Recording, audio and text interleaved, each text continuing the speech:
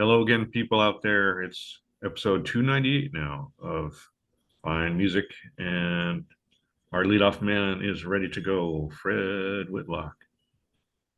Hey, today going to talk about FELIX CAVALIERE and the Rascals.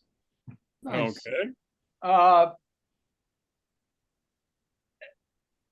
Rolling Stone magazine called them the blackest white group around.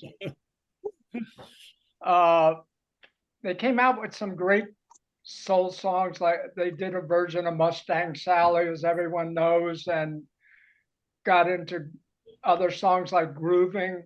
But a lot of people don't realize what great albums they put out towards the end of their career on Atlantic Records, such as the Freedom Suite 2 album set, which was great soul music, and it had People Are Free on it, and then Once Upon a Dream and See, all great albums that were on Atlantic, but their sales started slipping a bit. He started getting a little mystical, and the Rascals sort of broke up. 2 of the band members left, and Felix led the group by adding Ann Sutton and Molly Holt on vocals, and also Buzzy Featon on lead guitar. He came over from the Butterfield Blues Band to join the Rascals. They had signed up with Columbia Records, and he was great lead guitarist. This album, Peaceful World, is jazz influenced very heavily. It's a very ambitious album. The title cut runs about 21 minutes, and it features such great jazz artists as Hubert Laws, Joe Farrell, Pepper Adams, and it's got some great jams on it, and it's got great playing and great singing. It was a beautiful album. I think it's up there as one of the great albums of the early 70s. It's just as good as the very first Blood, Sweat, and Tears album with Al Kooper, which was an adventurous jazz rock album. And the first Chicago album, I think it's just as good as those albums. But unfortunately, it was maybe a little too spiritual, a little too mystical in lyrics, and it didn't connect with the general public. It got some really good reviews when it came out, but even lesser known is their second and last album recording as the Rascals. It's called The Island of the Real.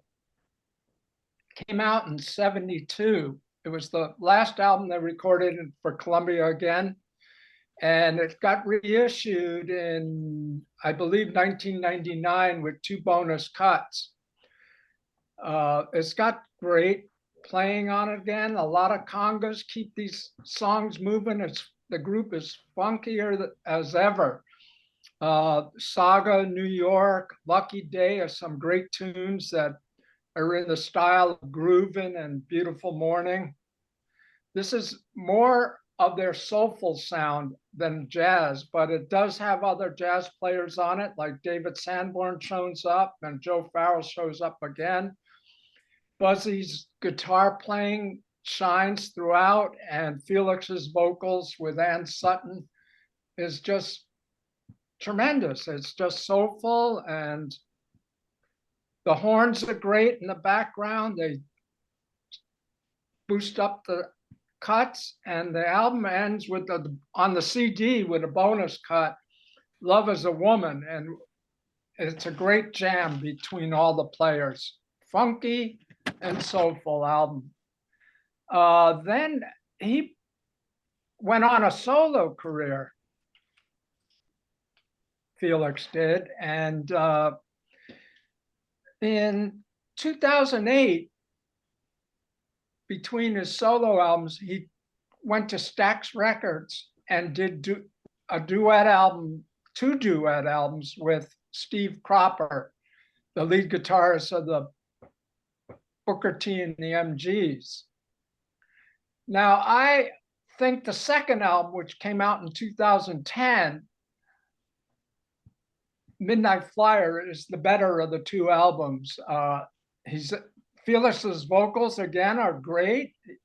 I Can't Stand It makes the album jump right from the beginning, dynamic vocals, and it's pure soul. And Steve Cropper's guitar work, that Memphis sound, goes through this whole album. He does a version of I Can't Stand the Rain, the Ann Peebles song, which is tight and clean. It's got, the whole album is just pure funk and soul.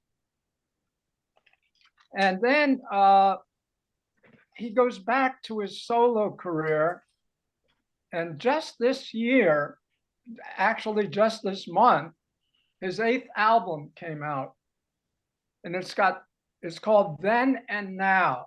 He uses 5 classical soul songs, which influenced him to be a soul singer himself, and 5 original cuts. And the classic soul songs, some of them are Slip Away, the Clarence Carter. The horns just kick in and make this whole album incredible blue-eyed soul album.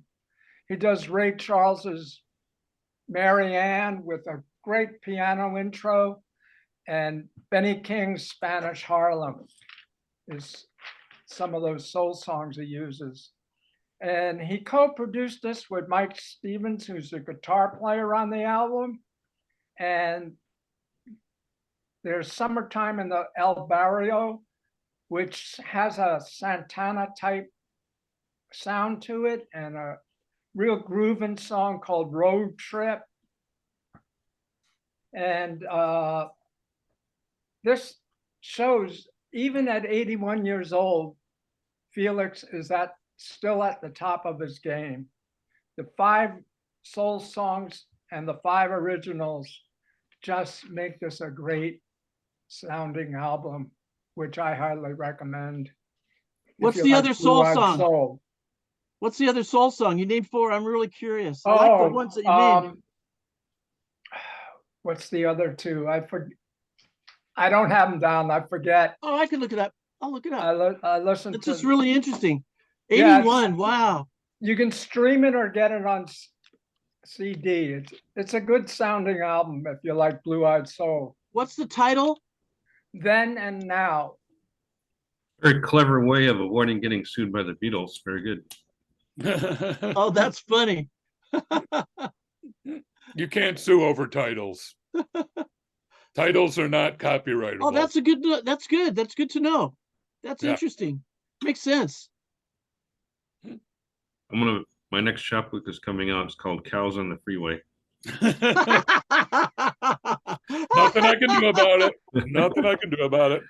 Okay, just checking. Or you could go freeway on the cows. Just right, yeah. Oh god, that's funny.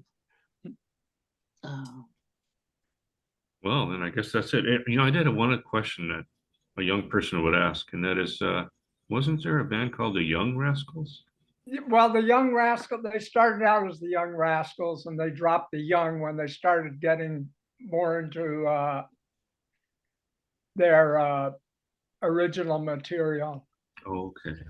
That answers that question. Thank you. And being more creative. They dropped that whole dressing up as Rascals and everything. They dropped that by their 3rd album.